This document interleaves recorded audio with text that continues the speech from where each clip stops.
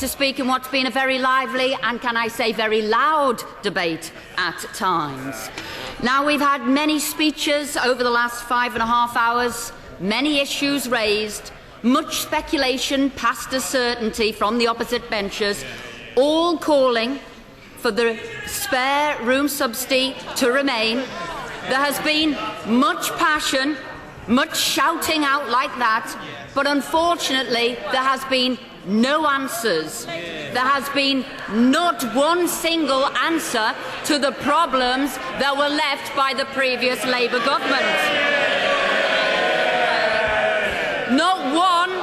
Not one of the people of the opposite benches have absolutely confronted the nub of the problem, tackled the issues at hand, addressed the many interdependent issues that had made the removal of the spare room subsidy necessary. So let's remind everybody of this complex mix, a very delicate balance that we have got to get right, and we are doing. Mr. Speaker, we have 400,000 people in overcrowded accommodation. We have nearly 2 million people. Order. There's too much noise in the chamber. Members must not shout at the Minister. The Minister's response to the debate must be heard. Minister. Just like I'm being shouted out now, unfortunately, the voices of nearly 2 million people on waiting lists has been shouted out. Unfortunately, 400,000 people on waiting lists has not been listened to. The fact that we have two legal systems within one, which is doing different things for people in the private rented sector, people in the social rented sector.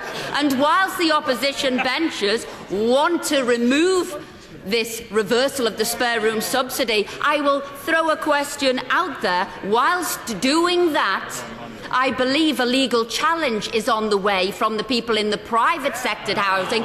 Should you do that for how you're going to reverse it for them, which will actually be not tough on fiscal responsibility, but actually spending yet more, which is typical Labour. Spend more, increase benefits, and absolutely ignore the problem altogether. So the questions were asked, what was this about? Was it about saving money, or was it about getting the housing stock right and getting the right people in the social houses? Well, actually, it's all of those of what we've got to do. And that is why, as we're solving those problems, there will be 4.5 billion put into new buildings, so we've got 170,000 new houses by 2015, and a further 3.3 billion to have another 65,000 houses by 2018. Now, when people on the opposite benches, a lady from Kilmarnock and Loudon, said that we're both different, apologies for the mispronunciation, that we're both different on different sides of the House, that's quite right. The opposition benches deliver problems. Our benches, the coalition benches, have to solve those problems. When the lady from Islington South, the Honourable Lady from Islington South, said, what is the difference between that side and this side of the bench? Quite simply, the lady on the opposite side of the bench drove us into recession, never thought about what they were spending, never lived within their means, and we are digging them out of that recession. We also talked about... I will give way.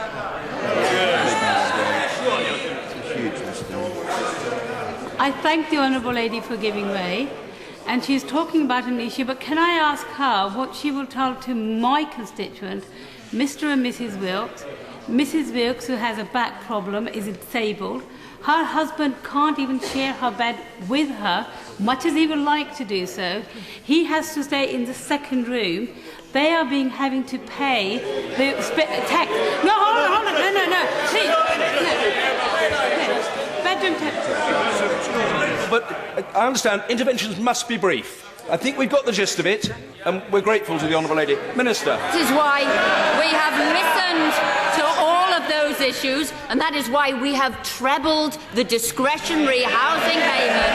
That is why responsibility for helping those people. But I'll mention a couple of points, because the figures don't always stack up, surprisingly, from the opposite side of the House.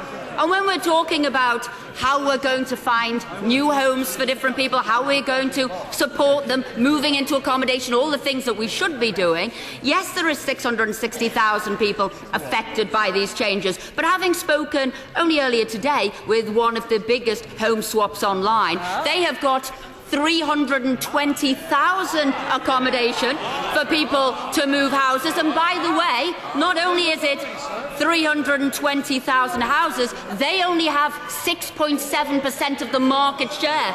So we are easily able, should we be working in this way, to find people houses to swap to. Can I? There's simply too much noise in the chamber. It's not possible to hear what the Minister is saying. And the Minister... Order! The Minister must and will be heard. Minister. And there's a couple of people I would like to raise here as well. And these are people who, from South Yorkshire, Susanna, she wants to give her first name there, actually didn't want to move. She'd had 4 children. She didn't necessarily want to move. In the end, she decided she had. She looked around for 6 months and she said, actually, I wished I'd had that support earlier, because now I'm in an area I prefer. I have downsized. I have a smaller house, which means that actually my cost of living is less. I'm paying less on cleaning, less on heating, and actually I can live within my means. And I have a list of people like that. So I would ask the opposition and members on the opposite side, the MPs there, to work with the local authorities, to work with their constituents, to actually help them downsize so they can live within their means. I know this is something opposition benchers do not understand, living within your means, but that's what we've all got to do as a country. Give me way to her. I thank the Minister for giving way. At what point, when the costs of this policy outweigh the savings, will this government admit that it simply got it wrong? As we are planning to actually save the money, move the people round into the right houses, something that Labour failed to do, left people in the wrong houses and never supported them and lived without their means. The question is, the question being now put, as many of that opinion say aye. On the contrary, no. I think no. The question is that the question be now put. As many of that opinion say aye. On the contrary, no. I think the ayes have it. The ayes have it. The question is, it's understandable. It all happens fairly quickly. The question is that the original words stand part of the question. As many as are of that opinion say aye. Of the contrary, no. Division!